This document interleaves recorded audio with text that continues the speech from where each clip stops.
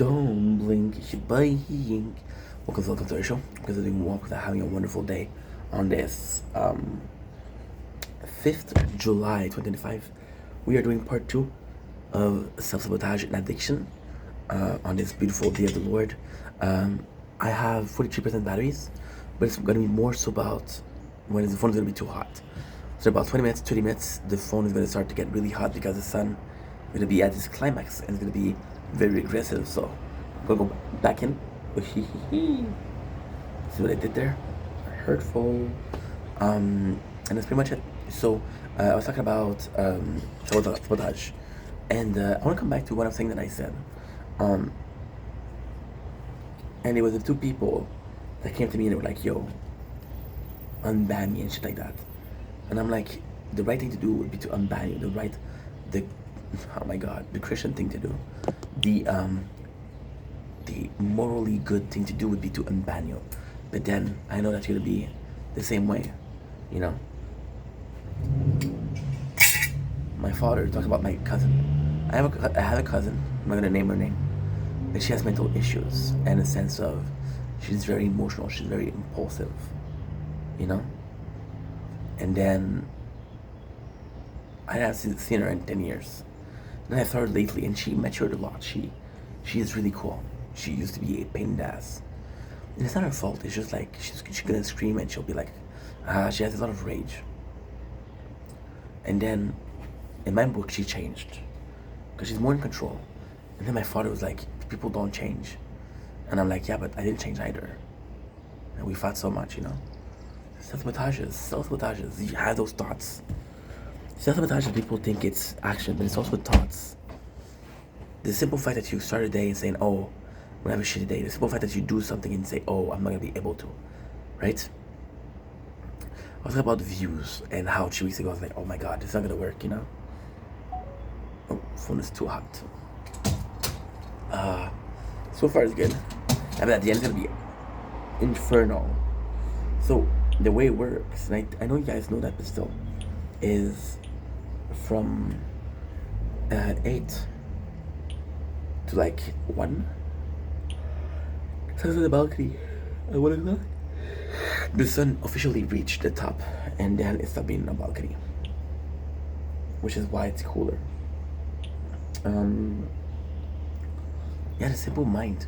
And when I was talking about views, is me just thinking about views gonna bring more views or not?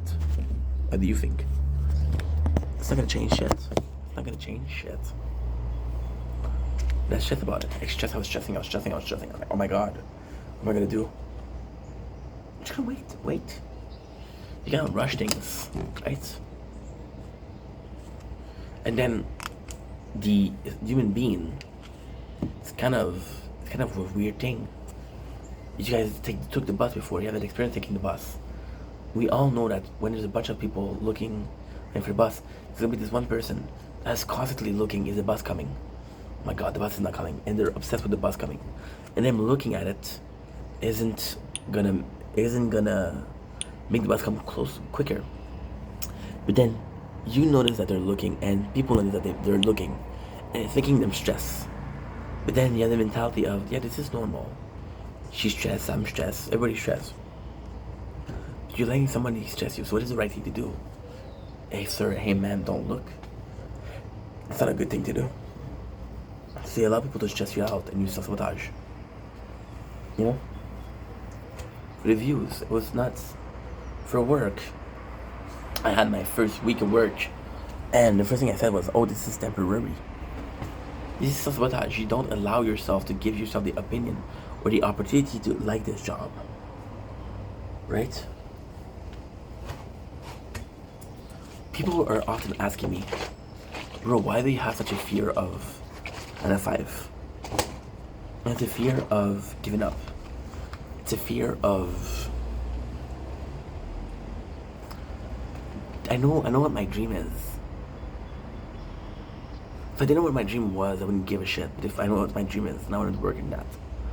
It's content creation. And then there's another form of self-sabotage. If you know that something is not working, if you know that relationship is not working, and you know that person is toxic, why are you staying in? Why are you staying there? Why are you allowing yourself to be in a position where, oh my God, this is not a good position. Oh my God, what am I doing with my life? Oh my God, XYZ.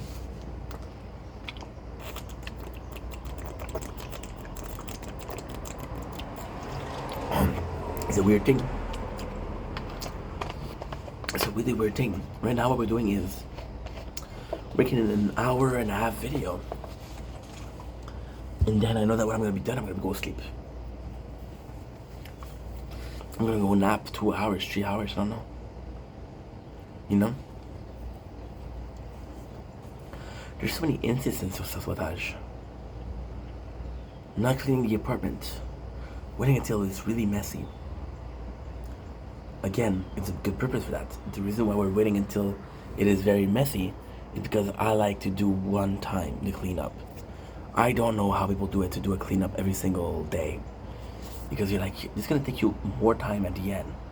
And yes, you have less and it's less intimidating. But then, with me, I wait until it's very, very dirty. And I clean it, right? But again, this lever of this is very dirty. It's different for people. Some people are gonna be like, no, you didn't need to clean up, it wasn't that bad. Some people are gonna be like, oh my God, how have you cleaned up, it's so bad. You know? It's just a case of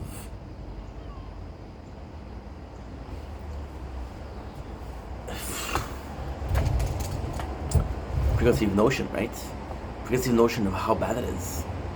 I had Janice yesterday talk to me about, oh, your neighbors are screaming a lot still. And in my opinion, they're screaming less. But I live with them, so I'm like, did I get used to it? Am I allowing, because I know this is not gonna be a thing, the number of time they told me shut the fuck up. And I didn't say it once. Now, okay, let's be honest here. Now it's too late. Because now the people in question are they're calmer. Like very calm, but they're calmer. And when they're screaming, they're gonna scream at each other, but their door is closed. So yes, you're screaming, but you're also taking every precaution to do as less noise as possible. Like for example, you have this person, and they're talking to the phone, and they are on speaker, and they're talking loud. Versus this big person who's on the phone, and they're talking loud, but they're not on speaker. Because they're not on speaker, like, oh my God, it's okay. It's okay if you're loud. No, it's not. Oh, blood moon. Blood moon. You know what's insane? We watched that.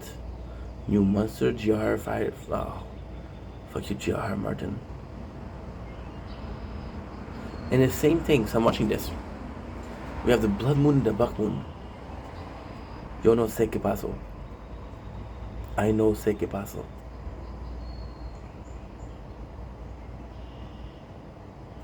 It's dumb. Like, these people are still assholes. But they're better. So imagine that those people are improving. Now we're being super honest. Imagine if those people are they're improving, and you still find a way to say fuck you. It's not okay. It's not okay. It's not okay. This is bad behavior, you know? But then at the same time, it isn't bad behavior. Because if they're being too loud, they're being too loud. And then there's time where I feel bad about not telling them to shut the fuck up. Like, my God, they took advantage of you, of your kindness, of your patience. You know? Janet would have told them shut the fuck up. My father would have told them shut the fuck up. And I trust those people. Why did I do it? Then I told you that, oh, I want to be nice. I want to be the good role model. What did it bring me? What did it give me? Nothing. Being an asshole would have been freeing. Being an asshole would have been something that I can brag about. Oh, I got my justice. I got my vendetta. And then as good as it sounds, you have to think about long-term and short-term, right? Long-term, I feel good about not being an asshole. Short term, I would have preferred to be an asshole. But long term, you realize that what did it bring me? Nothing. Nothing at all. What did it bring me? What did it bring me to be nice? Nothing. No? But then it's okay. It's in the past, right? It still works. I don't know why we sabotage that much. I don't know why. I know there's things that's imposed by society. And because they're imposed by society, they're like, okay, well, this is the same for everybody, right? Like, how many people are working at, okay, let's do it like that. How many people, oh, it's actually a good ID. How many people are working that they don't like? How many people are in relationship they don't like? So, the two cases here are needs and want. Are needs.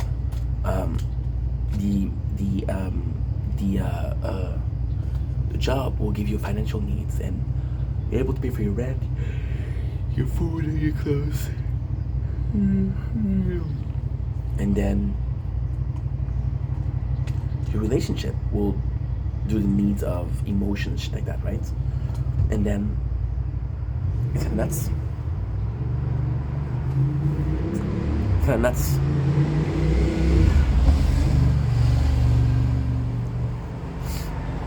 Because I can see as a case of, well, if I don't work, I don't eat. I get freaking out. I can see that case. And then I cannot see the case of, well, I was with this person and it's actually a relationship for years. I love them. Because it's an emotional need. Now, the reason why I'm not seeing this emotional need is because I wouldn't put myself in this situation. But then, I never had an opportunity to put myself in this situation. Did I have a relationship? Of course. We were always led by self-sabotage. We were always ending in a, and oh man, I'm done with you. I don't want to be with you anymore, you know? That's always how they ended. Always. Give me a sec. See, 42 out of 49, so we got 7 gigs. It's not bad. Which is about, well, I know it's about an hour 30. So now we possibly have like, my apologies, 20 minutes. It's just a wonderful thing about self-sabotage. Just a wonderful thing where it's almost controlled chaos. Like, and even then there's the opposite. Sometimes you're too cautious. I'm gonna have insurance, life insurance, where my father was talking about life insurance not too long ago. It's a weird thing to talk about, but hey, like, oh, if you die, I'm gonna get this much. Like, congratulations, I guess. It was really weird. But even then, with insurance, with car insurance, you spent years and years and years and years and years and years and years and years and years and years and years spending for car insurance.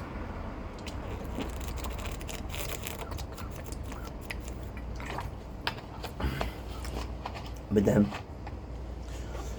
when it comes to it, when you have an accident, it's worth it. Like, you know what? I'm glad I fucking had that insurance. So you're paying your insurance. And that way, this is a mentality thing. There's 3 of looking at it. Either you buying car insurance because, well, if I ever need it, I'm gonna get it. Or you buying car insurance because it's the law. When the police gonna stop you, they're gonna ask you for 2 things: your car paper, which are your car insurance, and your name. I don't know if there's a legal issue if you're not insured. I don't know.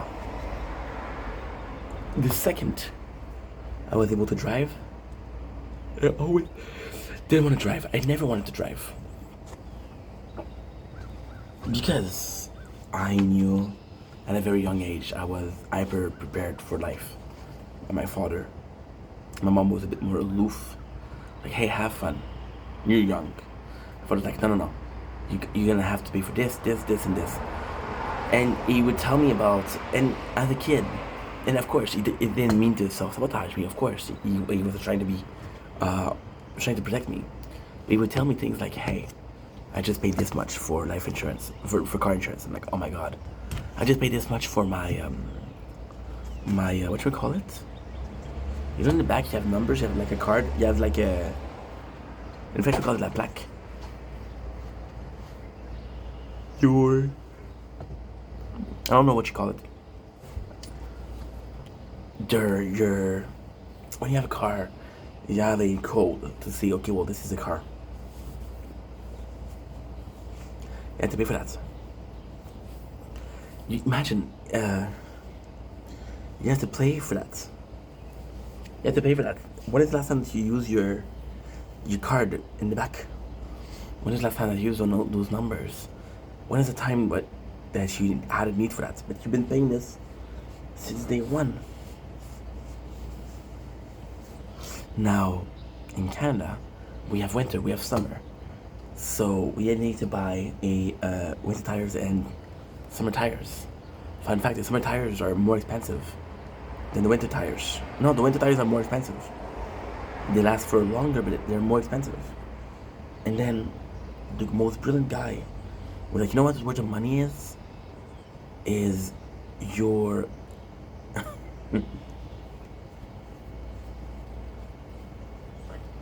the people that are putting in storage your tires. You know? People are paying for PO boxes, people are paying for storage units. And it's nuts. It is nuts. Because you self-sabotage yourself financially. I'm paying for Netflix. I've been paying for Netflix for 6-7 years. And I've been watching Netflix now. Right now we're watching a lot of Netflix. Right now, yes. But I actually like YouTube a lot more. And I'm paying $21 a month. And that's also self-sabotage. You're seeing the monthly fees and like, it's not that bad.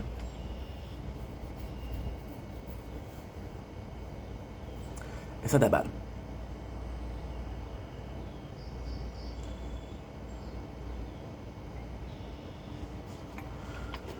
You realize that per year, that's $400, right? When I received my rent raises, it was a lot. It was $650. No. Right now we're paying $635, and we'll be paying $625. And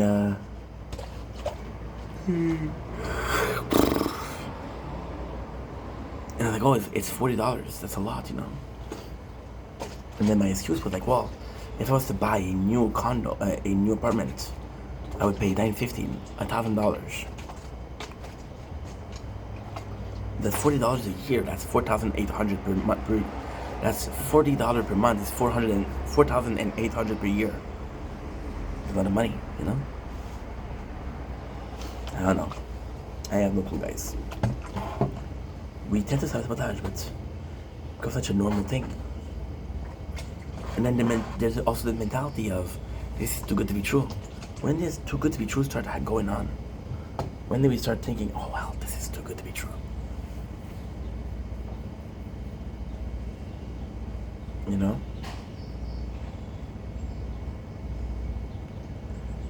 I don't know. And then there's a lot more complex situation. Like you're in a relationship, and this relationship is not going well, and you're fighting with your girlfriend, and you're fighting, and then you meet this girl, and you actually really like her.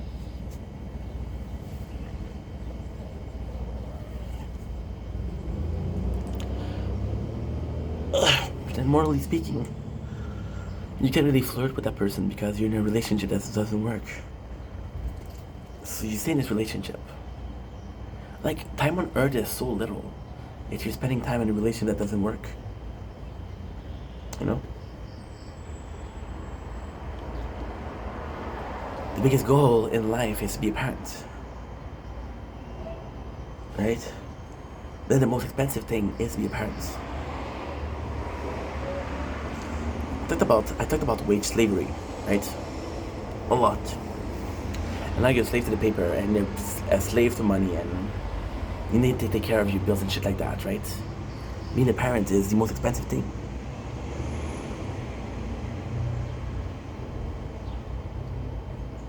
And then you want the best for your kids. So you're willing to work more because it's for your kids.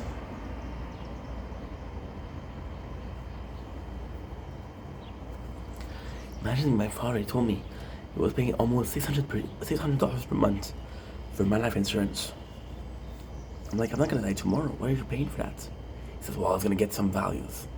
It's a fucking mentality. I'm gonna get some values, but if I die at 32, it's not. Then he told me that he was paying for his for years. He paid for his for like 40 years, right? And then he was so happy because the value raised, right? And then you're like, hey, your life insurance is now at an all-time high. You're at 65 because you have more chance of dying. The value is gonna lower. Like, I don't know what to do. The value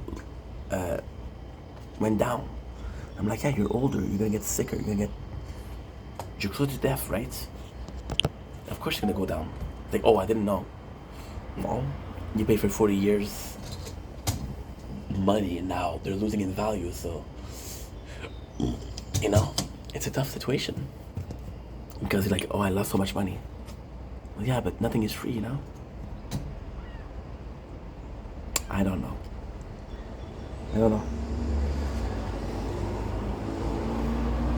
The whole thing about planning.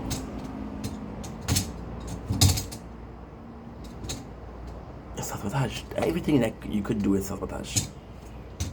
You know? And then the craziest thing with that is, well, that's not with sabotage. We did something that wasn't good.